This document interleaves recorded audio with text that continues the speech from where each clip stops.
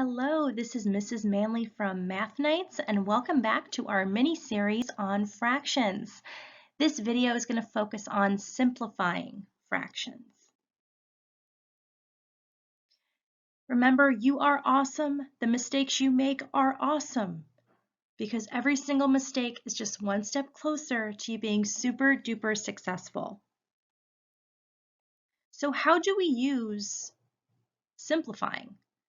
It's to reduce any fraction to its lowest value. When do we use it? All the time. You should always try to simplify your fraction, your final answer. That should be your last step.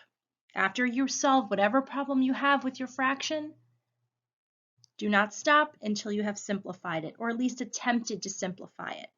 Some answers are already in their lowest form, but you don't know that until you try to simplify. So there's a couple of different names that you can see here. Simplifying is also referred to as reducing or lowest terms.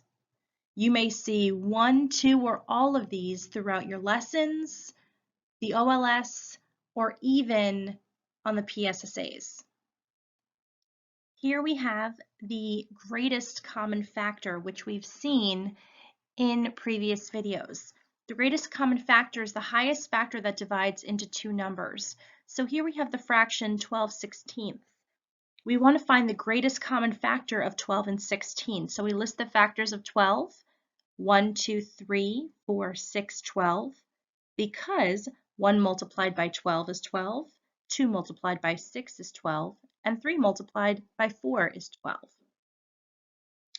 Then we list the factors of 16, 1, 2, 4, 8, and 16, because 1 multiplied by 16 is 16, 2 multiplied by 8 is 16, and 4 multiplied by 4 is 16, but we only have to write down the 4 once.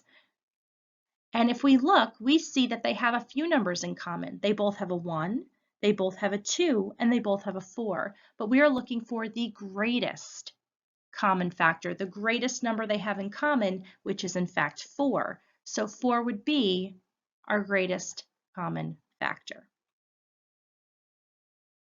That comes in handy here when we are simplifying our fractions. So to simplify fractions, the first step is to list the factors of the numerator and denominator and find the greatest factor that they have in common. So let's go ahead and do that. We're going to find the greatest common factor between 10 and 15. Using the T-chart method that I showed you, factors of 10, let's see, 1 multiplied by 10, and 2 multiplied by 5, and that's it.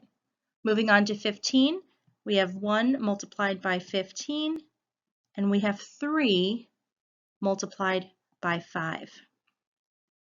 I see they both have a 1, and they both have a 5, but I'm looking for the greatest factor that they have in common, which is in fact 5. So 5 would be my greatest common factor.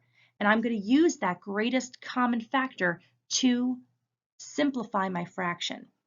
So let's bring our original fraction of 10/15 down here. What we're going to do is we're going to divide the numerator and denominator, 10/15, by the greatest common factor. So we're going to divide the numerator of 10 by the greatest common factor of 5, and 10 divided by 5 is 2. Then I'm going to divide my numerator by the greatest common factor of 5. 15 divided by 5 is 3. So 10/15 simplifies to 2/3. And that is how you simplify a fraction. And here is an example all done out if you would like to pause and take notes.